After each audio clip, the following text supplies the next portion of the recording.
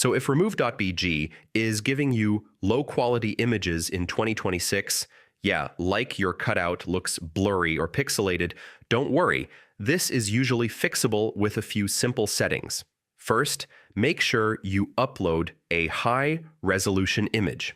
If your original photo is low quality, the result will also look low quality. Next, avoid heavily compressed images like screenshots from social media. These often lose detail and produce blurry cutouts. Now, check your download settings. Always choose the highest quality or HD option if it's available. Next, download your image as a PNG file. PNG keeps transparency and preserves more detail than JPG. If your image looks blurry after downloading, make sure you're not zooming in too far. Some viewers make it look worse than it actually is. Now, use the Edit tool to refine edges manually.